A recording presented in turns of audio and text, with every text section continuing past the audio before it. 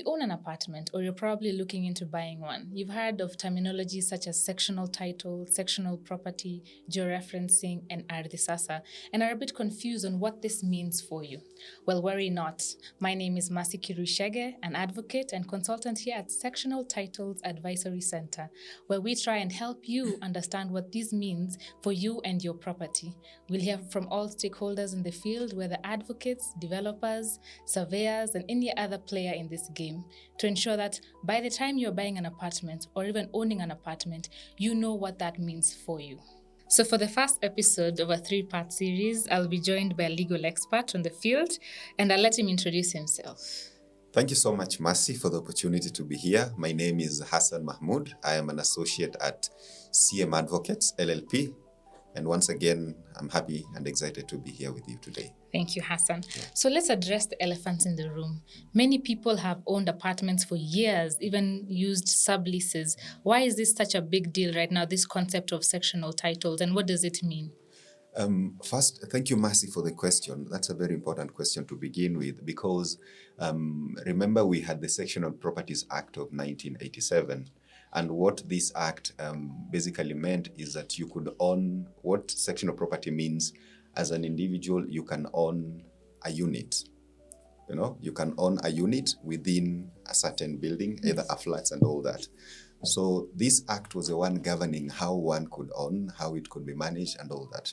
But the act in its own had its own shortcomings, one of it being it relying on the previous land law regime, which was old in itself.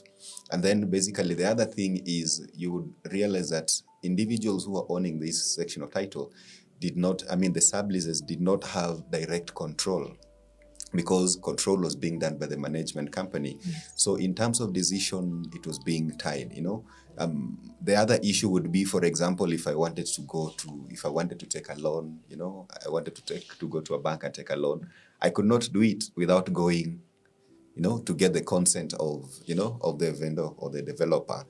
And so you have a new act that is coming that has repealed the initial one that now tells you, 𝗁𝗍𝗄𝗏, you're now able to use your title. You can go get loan without the need of you getting consent from anybody. So it's an interesting thing that most people would want, an act that now tells you, 𝗁𝗍𝗄𝗏, you can have control of the common areas, because initially decisions would be made by the property managers without the involvement of these unit owners. And so they were not feeling directly involved in the decision. A good example would be if today the architectural plan says that we're supposed to have a pool here. And today the company management decides to come and says, we're going to scrap out this pool and we're going to put a football pitch. It may not be the current need of the people, but because they're not able to influence the decision, it was difficult for them to be involved. So basically we would say the current act has come to modernize the initial act because you now can own a sectional unit. You either have a certificate of lease or a certificate of title, depending on whether it is a freehold or a leasehold title. So it has guaranteed ownership, absolute ownership to proprietors. So you've mentioned, technically you've said that the Sectional Property Act has scrapped off the concept of a middleman and given full power back to the property owner. Also, initially you had mentioned the concept of freehold and leasehold. So now let's say I have a sublease for an apartment in Westlands. It says I have 15 years remaining on the lease period. Does the sectional property apply to me? The act is very specific, where the act says that the scope of the act is on freehold and the leasehold, where it is a freehold, you'll be issued with a certificate of title. Where it is a leasehold, you'll get a certificate of lease. But the act also gives that for titles that are 21 years and above, in terms of, they are considered to be long-term, to have long-term interest. Yes. And therefore it means it would give you the status of proprietary ownership. Okay. But now someone who has a sublease that is less than 21 years, this particular person has two issues. Yes. One of the issues is he does not meet the threshold that has been given by the Act of 21 years and above. And therefore, he is to be considered as a short-term tenant. Okay. And you being a tenant, it means the only thing you have to do is to renew. Okay. You know, because now you'll remember what the Act provides, that you will have to do conversion. You can't do conversion if you're below 21. Your lease or your sublease is below 21 years. So ideally what this person is supposed to do, one, is either to renew, or two, basically that's it. Oh, so you'll have to seek a lease of extension. You'll have to seek a lease of extension. Oh, okay. Yes. Okay. So now, in order for you to fit that criteria of Okay. 21. Yeah. So now we come down to, you have your old sublease. I'm going to talk for those who currently own subleases here in Nairobi. Because many apartments in Nairobi are still within the old regime. Many developers currently are, of course, in compliance with the Sectional Properties Act. But there are those who, when you go back in time, they've been owning apartments for 30, 40 plus years, and they're holding on to their subleases and worried about this concept they keep hearing of conversion, and that whatever title they're holding is frozen. So now, what steps are there to be taken? Because you have a sublease, then your management company has come to you and telling you, we now have to engage a surveyor and we have to do something called georeferencing. Is this more of added costs to the apartment owner, or there's a reason for this concept of georeferencing? Thank you, Mercy. I think there's a good reason behind the georeferencing concept, because remember, in order for you to have a sectional unit under the current Sectional Properties Act of 2020, we are informed that one of the things is the developer will need to get a surveyor. And the reason why you need the surveyor is for the surveyor to come up with a sectional plan. And he's not able to come up with a sectional plan if he does not go to the field where the property is, collect information about the property, what common properties do you have, how many number of units do you have, and then come up with a georeferencing plan. So in essence, what georeferencing plan means is the spatial data that you convert it into digital format. It's like putting my actual information in the cloud somewhere. Okay. That is what it means. Yes. You know, it's like me taking my phone and I say, where is I and them? When I click, I'm able. The reason why I'm able to get it is because the actual data has been converted into So georeferencing, what it does is basically to digitalize. It digitalizes the actual information, and then your records, you will find it somewhere fixed, which now we call the 𝗲𝗽𝗃𝗃 platform. So if I did architectural drawings way back in 2019, those do no longer apply?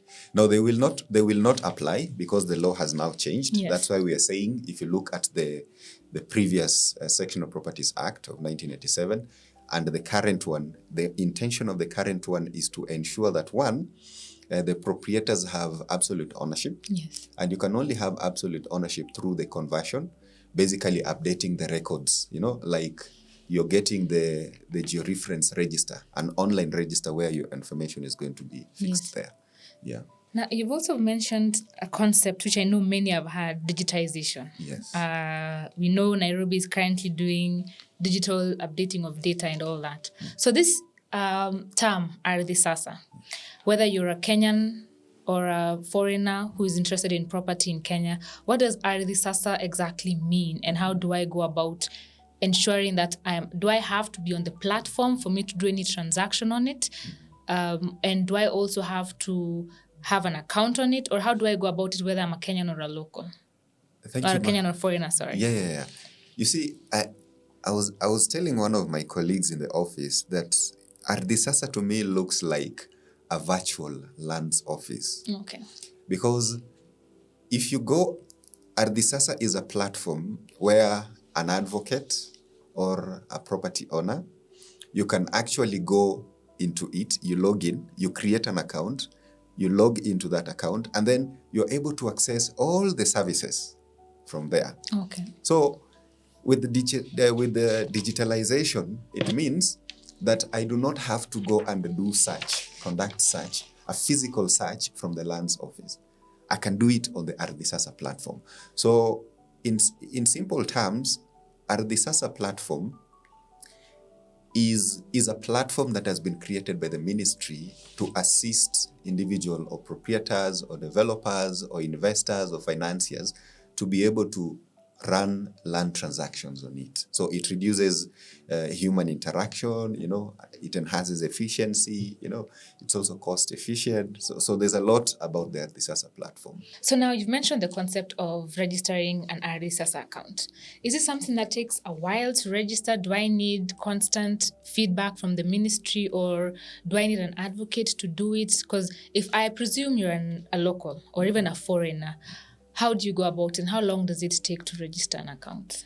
I think from the recently ones that we have done at the office, you see there are two categories. If you're a Kenyan, you can basically do it yourself. You just go, you log in into you check the 𝗲𝗲𝗄𝗏 link, you log in.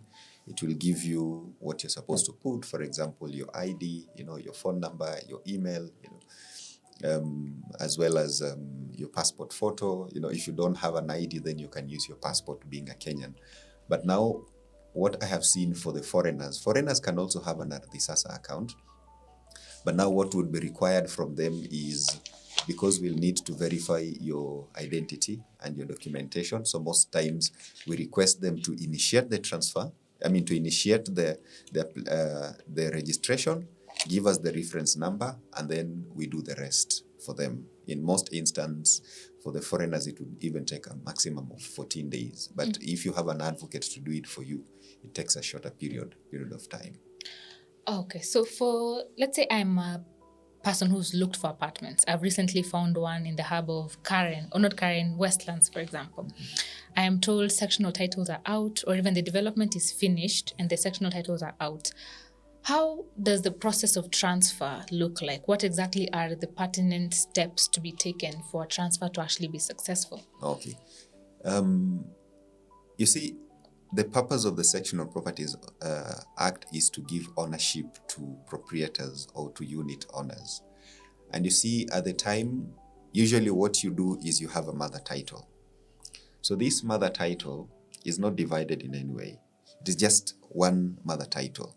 But now what the Act requires is, for you to have a sectional title, you will have to submit the mother title in order for the registrar to come up with sectional titles, different titles, each having its own file. So this sectional title, remember, it does not have your name. It has the name of the developer. So while you own the apartment, you will be required to do transfer. So what is this transfer? Transfer basically means you want this current sectional title that is having the name of the developer to be, you make an application in order for your name to be put into it. So how do you go about that process now? You will be required to come up with what we call a transfer instrument, a simple document that basically gives the name of the developer, your name, as well as what amount of money you have purchased the property. Once you have done that, of course, you will go to the 𝗲𝗲𝗄𝗏 platform, you lodge the application, which will then prompt both you, the person who's purchased the property, as well as the developer, to sign on both. And this is important, 𝗲𝗲𝗄𝗏, because if the system did not put a security measure whereby the developer also has to sign, you can imagine how many people would be transferring property. Yes. I'm seated here today in Nairobi, and I do not know that a transfer is being done over my property that I've not even sold. Yes. So one of the key and essential elements of this process is that it allows for verification and signing by both parties. Okay. As well as you could decide to have an advocate representing you. It allows for that. So once you have lodged the application on the 𝗲𝗲𝗄𝗏 platform, you will get a reference number and a ticket. So the reference number is now what allows you to track the progress. Okay. And then using the ticket number, you will take remember you have an actual original sectional title. Yes. So you will now take the original title, the physical title, to the lands office. You submit. And the reason why you're doing that is because you cannot be in possession of two titles. Yeah. You have to surrender this one in order for you to get now the one with your name. Okay. Yeah, so basically the whole process is done on the 𝗲𝗲𝗄𝗏 platform, where now you'll have to attach the current, a copy of the sectional title. So Hassan, we've discussed about apartments where sectional titles have already been issued, which is not the case in every other scenario. There are cases whereby the apartments are at groundbreaking level or they're off-plan, you're buying an off-plan property. So if I am a prospective apartment owner and I've just been given a letter of offer, I've just been given a draft sale agreement, what are the specific clauses that I should be on the lookout for to ensure that whatever I'm signing up for is in compliance with the Sectional Properties Act? Thank you, Mercy. In every commercial transaction, an agreement for sale becomes an important aspect to have.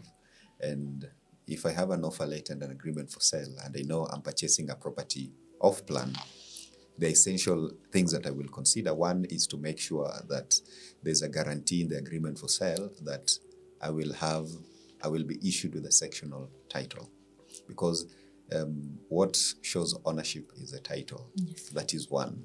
I'll also be keen to see in the agreement whether there is approval that has been done from the county in terms of compliance to confirm whether conversion has been done for that mother title. Yes. In order for you to be able to come up with a sectional title. Yes. It would also be important for me to see whether there's a guarantee for coming up with the bylaws that will assist to govern the property. Okay. Yeah. So technically, because it's still something that many are still trying to comply with, whether developers. Now, in your opinion, as an advocate, do you think that people should actually engage an advocate for this process? And is it necessary? Is it something that, in your opinion, if you go without, you might actually end up on the losing end? I think it's important. Yeah, it's important to engage an advocate, because an advocate comes in as a professional, and an advocate would one be able to conduct due diligence for you, just to ensure that there's compliance in all these processes. Okay. Yeah. Well, thank you, Hassan, for coming on to the show with us for our first episode, first of many. We look forward to the next 2 episodes. So we've spent the better part of our first episode discussing how the mother title is being retired and being split into sectional titles.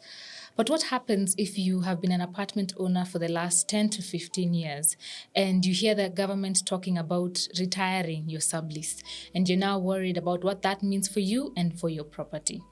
Well, worry not. In our next episode, we shall discuss about this conversion crisis that is happening in Nairobi, where owners are being forced to convert their subleases into sectional titles. See you in our next episode. I'm 𝗁𝗲𝗀𝗶𝗀𝗖𝗵𝗲𝗴. Until next time.